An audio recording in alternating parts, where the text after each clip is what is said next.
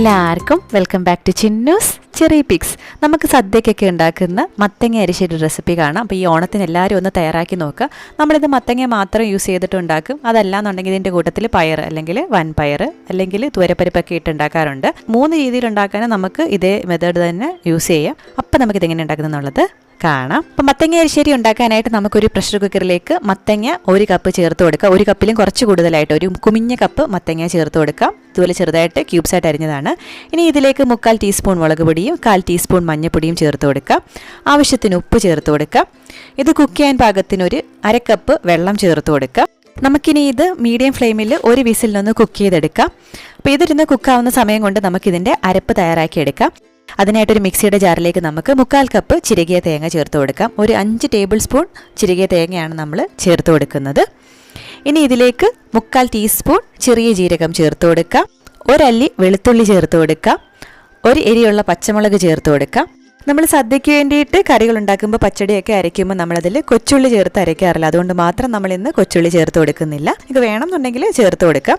ഇനി ഇതിലേക്ക് 1 നുള്ള് മഞ്ഞൾപ്പൊടിയും ആവശ്യത്തിന് ഉപ്പും ചേർത്ത് അരച്ചെടുക്കണം. കുറേശ്ശെ വെള്ളം ആഡ് ചെയ്ത് അരച്ചെടുക്കുക. അതുപോലെ നമ്മൾ ഒരുപാട് പേസ്റ്റായിട്ട് അരയ്ക്കേണ്ട ആവശ്യമില്ല. ചെറിയ തരിതരിപ്പോടു കൂടിയാണ് നമ്മൾ എരിശ്ശേരിക്ക് വേണ്ടിയിട്ട് അരച്ചെടുക്കുന്നത്. അപ്പോൾ ഈ ഒരു പരുവത്തിന് വേണം നമ്മൾ അരച്ചെടുക്കാനായിട്ട്. അപ്പോൾ ഈ സമയം കൊണ്ട് നമ്മുടെ മത്തങ്ങയൊക്കെ നല്ല വെന്ത് വന്നിട്ടുണ്ടായിരുന്നു. ആവി പോയതിന് ശേഷം നമുക്ക് കുക്കർ തുറന്ന് കൊടുക്കാം. നമുക്ക് ആദ്യം ഈ മത്തങ്ങയൊന്ന് ചെറുതായിട്ട് ഉടച്ചെടുക്കണം. ഒരുപാടങ്ങ് സ്മൂത്തായിട്ട് ഉടയ്ക്കേണ്ട ആവശ്യമില്ല.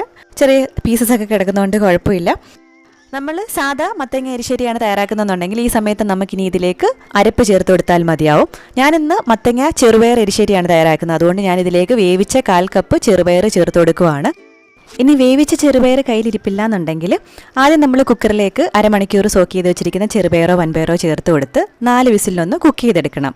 അതിനുശേഷം നമ്മൾ കുക്കർ തുറന്നു കൊടുത്ത് മത്തങ്ങയും കൂടെ ചേർത്ത് 1 വിസിലിനും കൂടി ഒന്ന് കുക്ക് ചെയ്തെടുക്കുക. അതിനുശേഷം ഇതുപോലെ 2 കൂടി ചേർത്ത് നമുക്ക് ഉടച്ചെടുത്താൽ മതിയാവും. അതുപോലെ തന്നെ പയർ വേവിക്കാൻ നേരം ഒരു 3 ഇരട്ടി വെള്ളം ചേർത്ത് കൊടുത്ത് ഒരു 4 വിസിലിന് കുക്ക് ചെയ്തെടുക്കുക. അപ്പോൾ ഇന്നിവിടെ എൻ്റെ കയ്യിൽ രാവിലെ കുക്ക് ചെയ്ത് വെച്ചിരിക്കുന്ന ചെറുപയർ ഉണ്ടായിരുന്നു. അതുകൊണ്ട് ഞാനൊരു 1/4 കപ്പ് ചെറുപയർ ചേർത്ത് കൊടുക്കുവാണ്. കുമിഞ്ഞ 1 കപ്പ് മത്തങ്ങയ്ക്ക് നമ്മൾ 1/4 കപ്പ് ചെറുപയറാണ് ചേർത്ത് കൊടുക്കുന്നത്. 2 കൂടി ചേർത്ത് നമുക്ക് നല്ലപോലെ ഒന്ന് മിക്സ് ചെയ്തെടുക്കാം.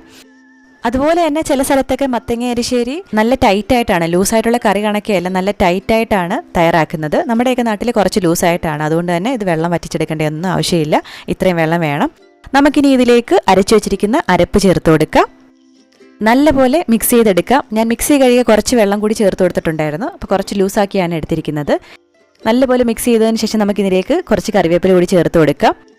ഇനി ഇത് തിളച്ച് ആ ഒരു അരപ്പിൻ്റെ പച്ച ചുവയൊക്കെ ഒന്ന് മാറുന്നത് വരെ ഒരു 3-4 മിനിറ്റ് നമുക്കിതൊന്ന് തിളപ്പിച്ചെടുക്കാം. അപ്പം നമ്മുടെ എരിശ്ശേരി തിളച്ച് അരപ്പിൻ്റെ പച്ച ചുവയൊക്കെ മാറി വന്നിട്ടുണ്ട്. ഇനി ഇതിലേക്ക് നമുക്ക് ആവശ്യത്തിന് ഉപ്പും 1 ടീസ്പൂൺ ശർക്കരപ്പൊടിയും ചേർത്ത് കൊടുക്കാം. ഇതിന് പകരം നിങ്ങൾക്ക് പഞ്ചസാര വേണമെങ്കിൽ ചേർത്ത് കൊടുക്കാം. നല്ല മധുരമുള്ള മത്തങ്ങയാണെന്നുണ്ടെങ്കിൽ ഇത് ചേർത്ത് കൊടുക്കേണ്ട ആവശ്യമില്ല. അതുപോലെ ഈ ഒരു പരുവത്തിനാണ് നമ്മൾ കറിയാക്കി എടുത്തിരിക്കുന്നത്. ഇതിൻ്റെ ഒരു ചൂടാറി കഴിയുമ്പോൾ കുറച്ചുകൂടെ അതൊന്ന് കുറുകി കിട്ടും. ഇനി നമ്മളിതിലേക്ക് സ്പെഷ്യലായിട്ടാണ് താളിച്ച് ചേർക്കുന്നത്.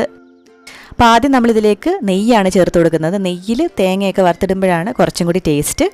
അപ്പോൾ ഞാൻ പകുതി നെയ്യും പകുതി വെളിച്ചെണ്ണയുമാണ് ചേർത്ത് കൊടുക്കുന്നത്. എണ്ണ ചൂടാകുമ്പോൾ ഇതിലേക്ക് നമുക്ക് കടുക് ചേർത്ത് കൊടുക്കാം, വറ്റൽമുളക് ചേർത്ത് കൊടുക്കാം, കറിവേപ്പില ചേർത്ത് കൊടുക്കാം. 3 ചേർത്ത് പൊട്ടിച്ചെടുത്തതിന് ശേഷം നമുക്കിതിലേക്ക് ഒരു 2.5 ടേബിൾ സ്പൂൺ ചിരകിയ തേങ്ങ ചേർത്ത് കൊടുക്കാം. കുറച്ച് കൂടുതൽ തേങ്ങയാണ് നമ്മൾ ചേർത്ത് കൊടുക്കുന്നത്. ഒരു 2.5 ടേബിൾ സ്പൂൺ തേങ്ങ ചേർത്ത് കൊടുത്ത് ചെറിയ തീയിൽ വെച്ചിട്ട് ഒരു ഗോൾഡൻ കളർ ആവുന്നവിടെ മാത്രം ഒന്ന് മൂപ്പിച്ചെടുക്കാം. അതുപോലെ നെയ്യിൽ മൂപ്പിച്ചെടുക്കുമ്പോൾ ഒരു പ്രത്യേക ടേസ്റ്റ് തന്നെയാണ്, നല്ല മണമാണ്. അപ്പോൾ ഇങ്ങനെ വറുത്ത് ചേർത്ത് കൊടുക്കുന്നതുകൊണ്ട് നമ്മളിതിന് വറുത്തെരിശ്ശേരി എന്ന് പറയാറുണ്ട്. അപ്പോൾ ഇനി ഒരു കാര്യം കൂടി ചെയ്യാനേ ബാക്കിയുള്ളൂ. അപ്പോൾ അതിന് മുന്നേയായിട്ട് നമ്മുടെ ചാനൽ ആദ്യമായിട്ട് കാണുന്നുണ്ടെങ്കിൽ സബ്സ്ക്രൈബ് ചെയ്യുന്ന കാര്യം മറക്കരുത്. ആ സൈഡിൽ കാണുന്ന ബെല്ലൈക്കൺ കൂടി ക്ലിക്ക് ചെയ്യണമെന്നുണ്ടെങ്കിൽ പുതിയ വീഡിയോസ് ഇടുമ്പോൾ നോട്ടിഫിക്കേഷൻസ് ആയിട്ട് കിട്ടിക്കോളും. അപ്പോൾ നമ്മൾ വറുത്ത് ചേർത്ത് കൊടുക്കുക. ഉടനെ തന്നെ ഒരടപ്പ് വെച്ചിട്ട് 1-2 മിനിറ്റ് നിന്ന് അടച്ചു വെക്കുക. ആ ഒരു മണമൊക്കെ നല്ലപോലെ ഇൻഫ്യൂസ് ആവാൻ വേണ്ടിയിട്ടാണ് നമ്മളിങ്ങനെ ചെയ്യുന്നത്. അതിനുശേഷം നമുക്ക് തുറന്ന് നല്ലപോലെ മിക്സാക്കി എടുക്കുമ്പോൾ നല്ല ടേസ്റ്റി ആയിട്ടുള്ള മത്തങ്ങ എരിശ്ശേരി ഇവിടെ റെഡി ആയിട്ടുണ്ട്. അപ്പോൾ എല്ലാവരും ഈ ഓണത്തിനൊന്ന് ട്രൈ ചെയ്ത് നോക്കുക. ഓണത്തിന് മാത്രമല്ല, നമ്മൾ സ്ഥിരം വീട്ടിലുണ്ടാക്കുന്ന ഒരു കറിയാണ്. അപ്പോൾ ഇതുവരെ ട്രൈ ചെയ്യാത്ത ആരെങ്കിലും ഉണ്ടെങ്കിൽ തീർച്ചയായിട്ടും ട്രൈ ചെയ്ത് നോക്കുക. അപ്പോൾ എല്ലാവരും ഓണത്തിനും ട്രൈ ചെയ്ത് നോക്കിയിട്ട് അഭിപ്രായങ്ങൾ കമൻറ്റ് ചെയ്ത് അറിയിക്കുക. നമ്മുടെ വീഡിയോ ഇഷ്ടമായിട്ടുണ്ടെന്ന് വിചാരിക്കുന്നു. അതുപോലെ തന്നെ നല്ല നല്ല ഓണം റെസിപ്പീസ് നമ്മുടെ ചാനലിലുണ്ട്. ഇതുവരെ അതൊന്നും കണ്ടിട്ടില്ലാത്തവർ കണ്ടു നോക്കുക, ട്രൈ ചെയ്ത് നോക്കുക, അഭിപ്രായങ്ങൾ പറയുക.